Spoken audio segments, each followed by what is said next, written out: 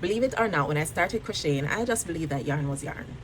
You went into the store, you found a pretty color like these, and you just started a crochet project. I was sadly mistaken.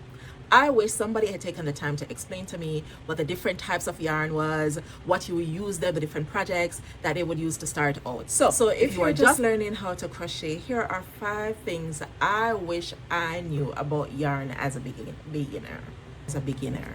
Number 1, the number on the yarn is telling you about its thickness.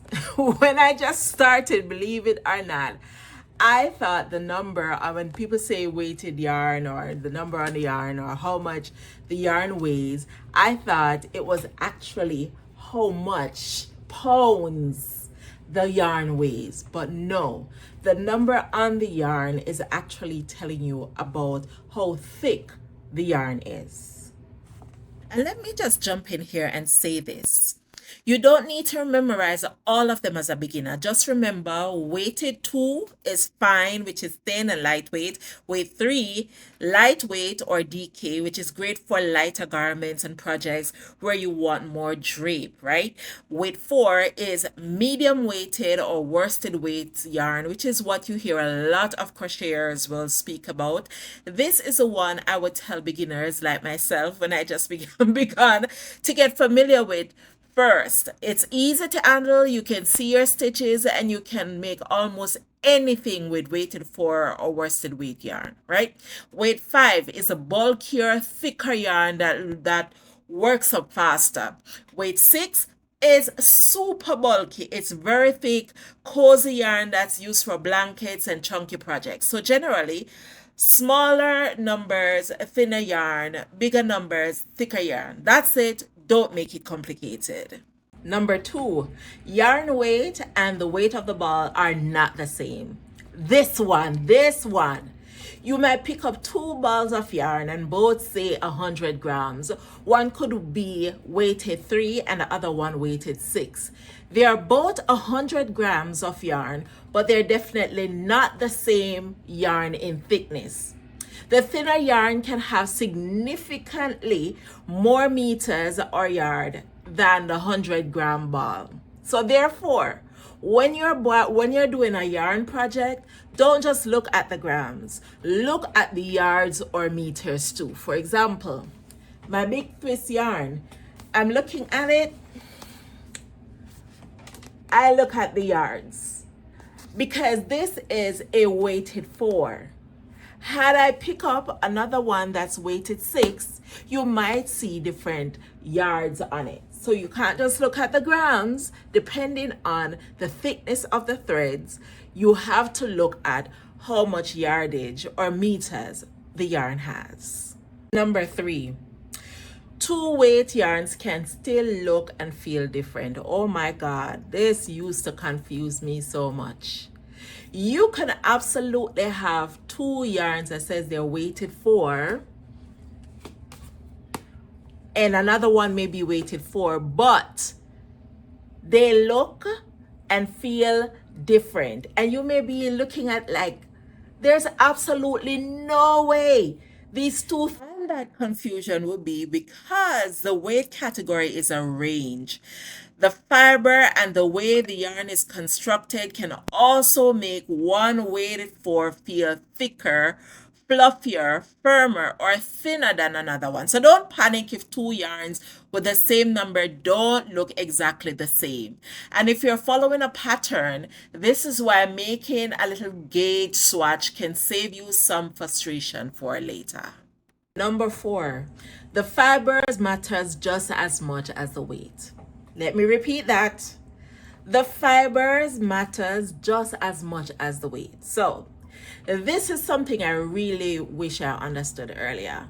Yarn weight tells the thickness. Fibers tell where the yarn is, what the yarn is made of. You've got things like cotton, acrylic, wool, bamboo, and other plant material. You have polyester and chenille yarns.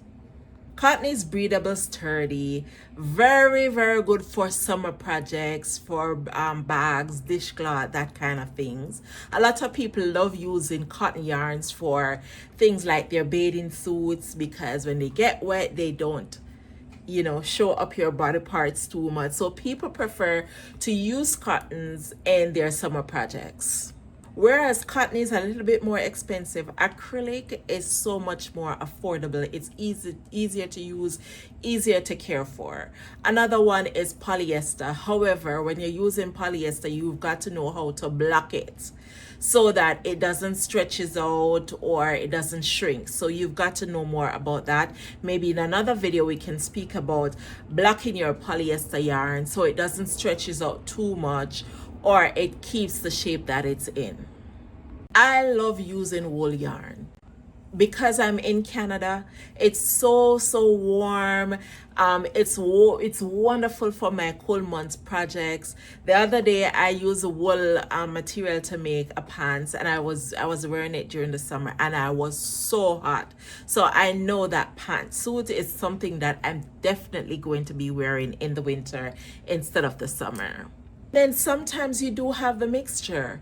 For example, you have cotton that keeps the shape of your project a little bit more, say if you're making bathing suits and stuff. Whereas acrylic, even though it's more affordable, it has more give. It has more stretch in it. If you wash it, say you're washing it on warm, it has more give in it. You might see that the shape of the material doesn't stay as much as the cotton does.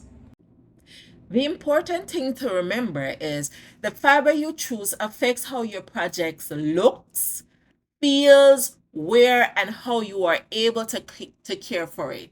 So for example, cotton yarn is good, again, as I said, for warm weathers. It's lightweight, it has great stitch definition, and it's extremely absorbent. So you can use it for your handbags, your bathing suits. It's machine washable. It's amazing to use. Bamboo. Bamboo is great to use for light tops, shawls, drapery, cardigans. Wool, as I mentioned before, is great for colder weathers. So for example, you'll see me using wool in my sweaters, in my hats, my winter hats, right? And you could use like the silk yarns for lace shawls, elegant tops, summer garment, light scarves. Go ahead and screenshot this for all my beginners, just for you to remember to know your fiber, and that will make your project perfect. Even though I'm showing you beautiful colors for my yarn, and you see that the label is not on this, I still have the label, and that brings me to the fifth point, the final most important point. Don't take off the label off of your yarn and just leave it as is.